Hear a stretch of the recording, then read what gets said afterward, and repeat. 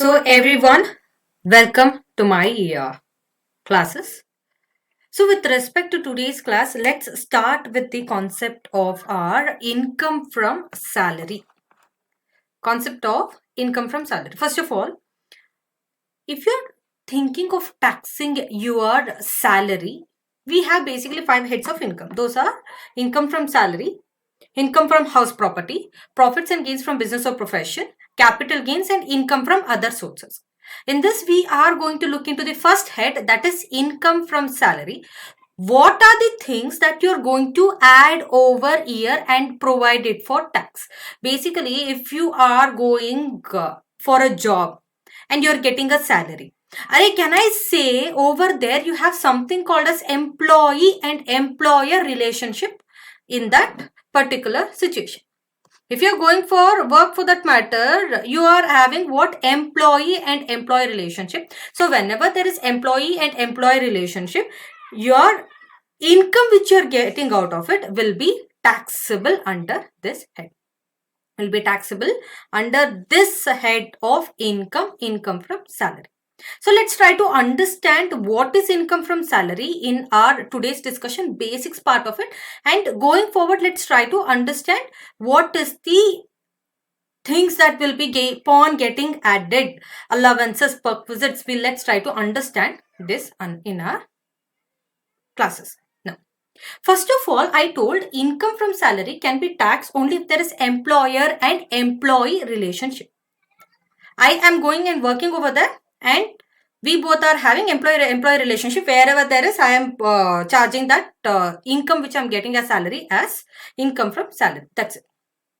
Now, always remember, income from salary will always be taxable under due basis or receipt basis. What does it mean? Very simple. Let's try to understand with an example. Now, every month's salary, that is Jan month salary, will be paid on 1st or 2nd of Feb. That's very certain. Feb month salary will be paid on 1st or 2nd of March. March month salary will be paid on 1st or 2nd of April. You might ask, what is the big deal over there? But people, for the month of March, the salary is paid in the month of April. Now, if you worked from 1st March to 31st of March, your salary was due as on 31st March. That is, entire month's salary was due as on 31st March. But when it was received to me on 1st of April. Can I say your income, that is, it was due as on 1st of March and 31st of March, what is happening? You have worked for the entire month, it has become due on this date, but it was received when? But it was received on 1st of April. If it was received on 1st of April for that matter, can I say it was due in the year? Let's consider this is 22.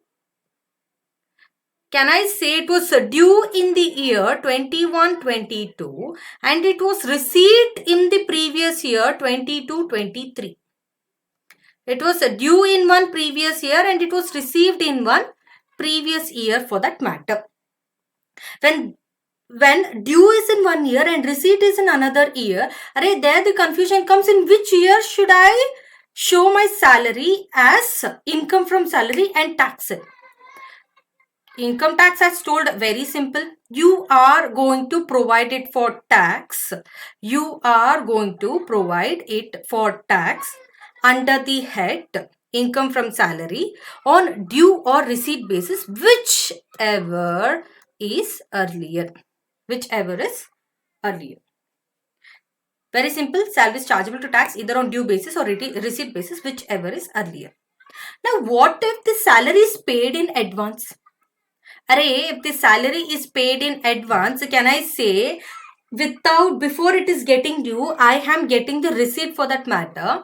In this situation, definitely it is going to be taxed in the year in which it is received. And whereas any salary paid in advance is assessed in the year of payment. That is, whenever I have received, it is received for me. I have shown it for tax and I have charged the tax and I paid the tax for the government in the year when I was received. It cannot be subsequently brought to tax in the year in which it becomes due. In the future, let's consider it becomes due for that matter. That is in the at the time when I'm working for that salary. When I'm actually working, it is getting due. In that situation, I will not bring it to tax because I've already shown it under income from salary in the year in which I have received or the payment which is made by the employer. Simple? No.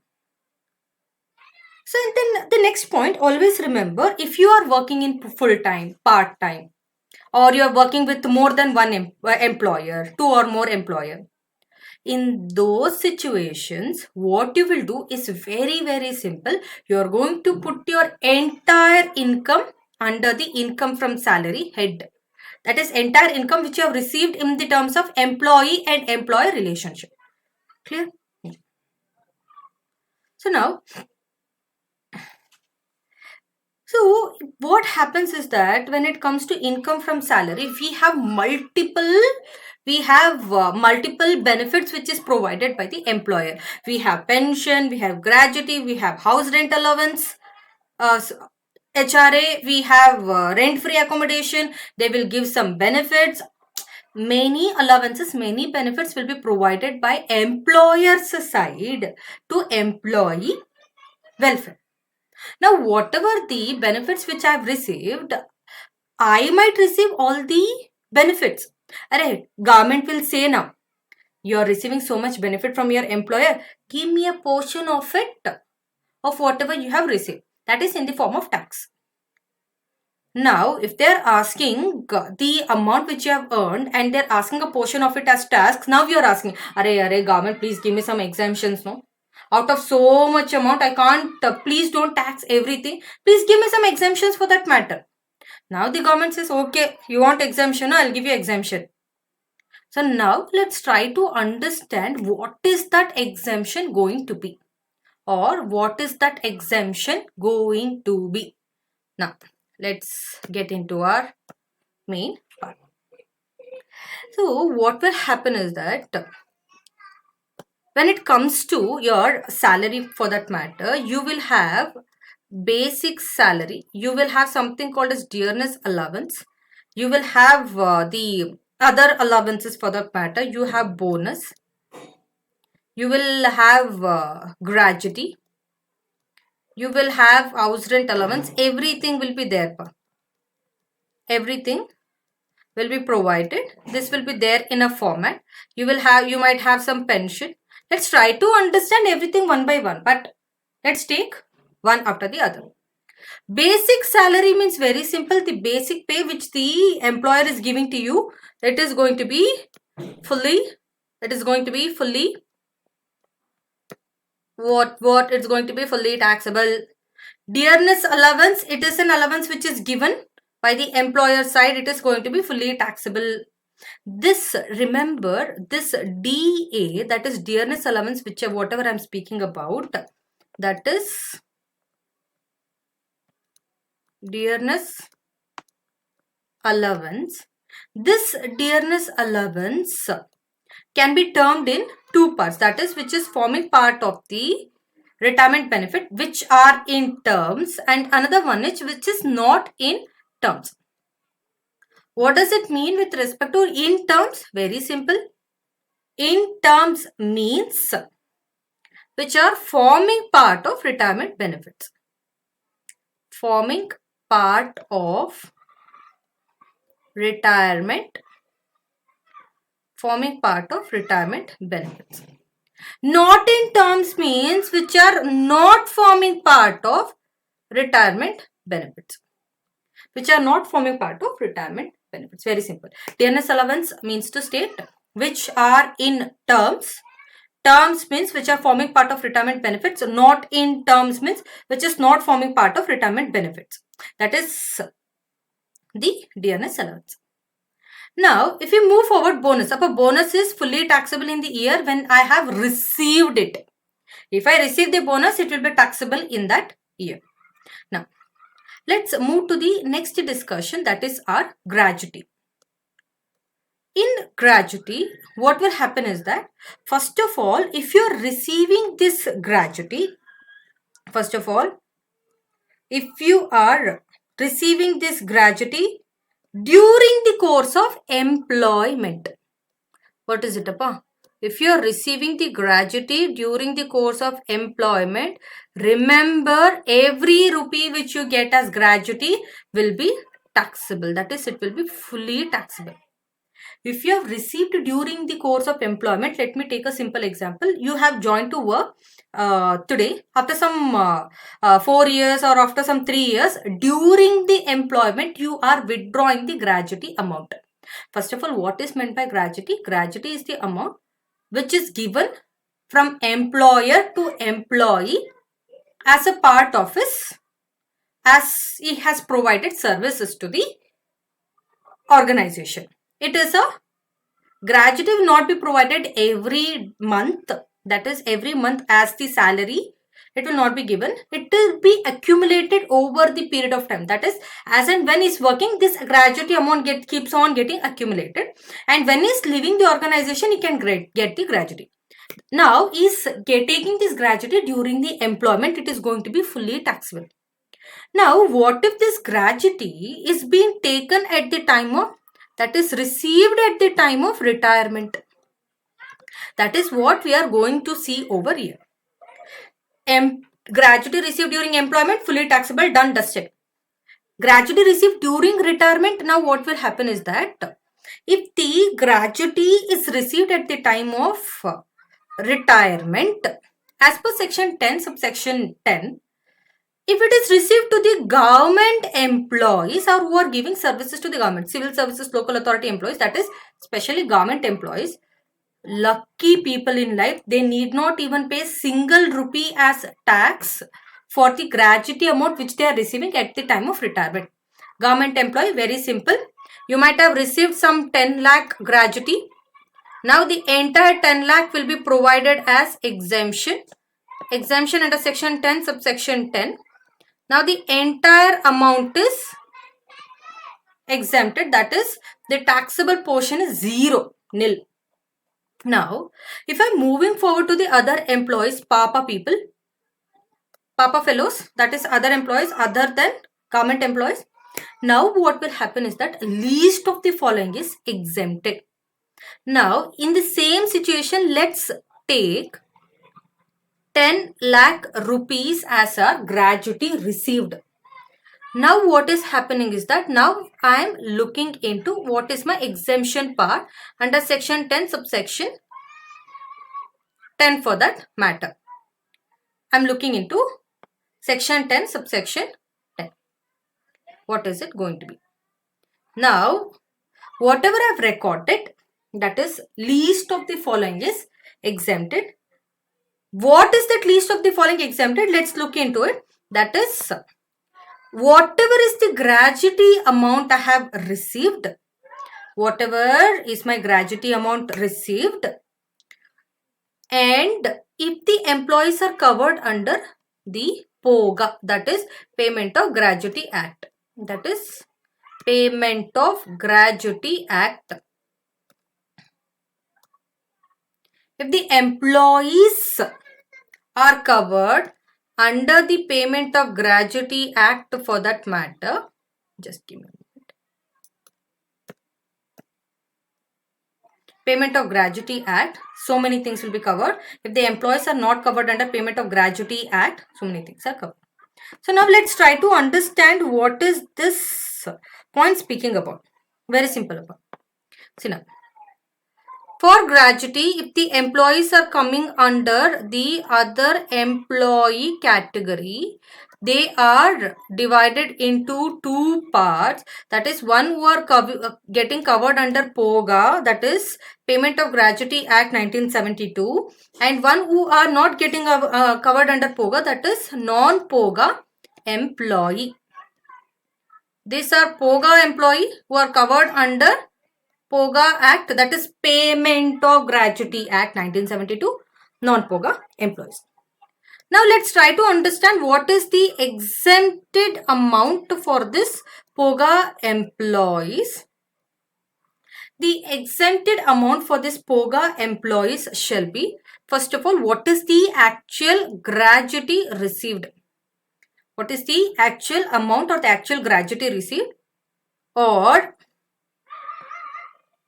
to a maximum of rupees 20 lakh, maximum of rupees 20 lakh, or you can see over here 15 by 26 into last drawn salary into number of completed years of service or excess in part thereof.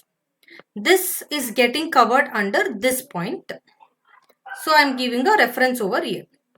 It will be actual gratuity received maximum. You can write this point over here. I'm just trying to explain in this point only. If I'm speaking about the gratuity for that matter, which is covered, employees who are getting covered under the Payment of Gratuity Act, or if the employer is getting covered under Payment of Gratuity Act and is following it, employees will be getting covered. Simple. Now, what is it? As per POGA, as per the Payment of Gratuity Act, they are considering 26 days as the number of working days. What about? They are considering 26 days as number of working days. Out of the total, that is, they are excluding Sundays for that matter, 4 Sundays evenly they are excluding. 26 days is the actual working days. Out of that 15 days salary, they want to give the benefit, that is exemption of 15 days salary out of 26 days into last drawn salary. Into last drawn salary. What is the definition of this salary? This salary which you have provided is not only the basic salary, this is been defined. This is been defined. So what is that salary consist of? That is salary for the POGA, that is Payment of Gratuity Act, covers the latest basic salary. The latest is basic salary per month plus the latest DA which are both, that is forming part of both, which are forming part of your dearness allowance, both which are in terms and not in terms. Now there is no differentiation I have given. Which is forming part of retirement benefits, not forming part of retirement benefits, entire amount go and dump in your dearness allowance. And basic salary, whatever the amount which you get, the total of it will be initialized over here, last drawn salary, into number of years of completed years of service or part in excess of 6 months. What does this mean? Very simple. You might have given the service for 25 years, 5 months. 25 years, 5 months. This excess in part of 6 months means to state if you have worked more than 6 months for that matter, it will be rounded off. It will be rounded off to the upcoming year. That is 25 years, 5 months. Can I say it is less than 6 months? So your completed year of service would be 25. What if it is 25 years, 7 months? 25 years, 7 months, it is going to be 26. Very well. What if it is exactly 25 years, 6 months?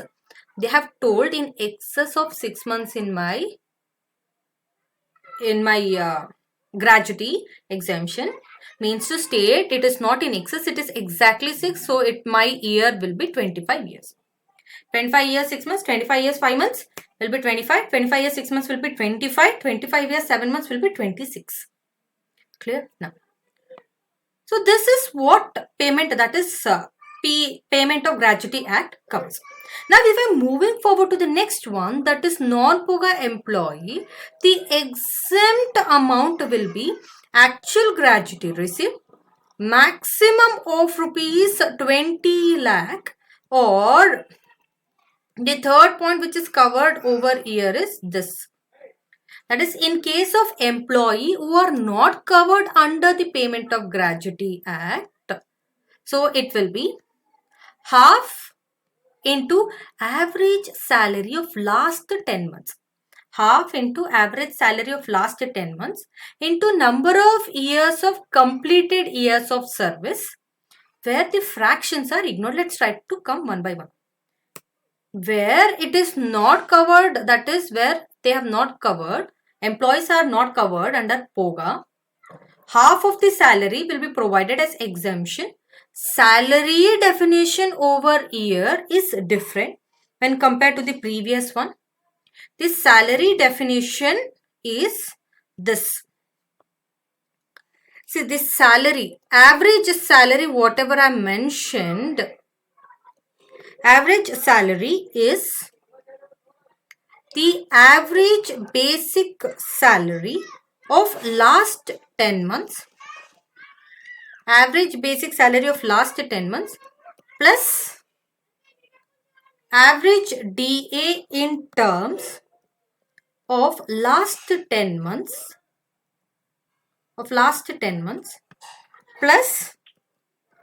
average turnover commission of last 10 months. That is very simple. Whatever is your basic salary, the average of the basic salary of last 10 months you are going to take. Dearness allowance, now they are considering only which are forming part of your retirement benefits, DA in terms of last 10 months. Next will be the average turnover commission of last 10 months. Average turnover commission of last 10 months for that matter. So now after considering over here, this whatever I told average salary, this you have to substitute by 1 by 2. That is 1 by 2 into average salary of last 10 months into number of years of completed years of service. But if I am speaking about number of years of completed years of service, here fractions are ignored. Why the fractions are ignored? Very simple. They are saying that you don't consider the fraction. Fractions are ignored. Array, fractions are ignored means to state 25 years, 5 months, 25. 25 years, 6 months, 25. 25 years, 7 months, 25. That is what that tells. Very simple. Now, if you substitute everything, you will get the answer for the gratuity. This is your exemption for the gratuity which is coming under section 10 subsection 10.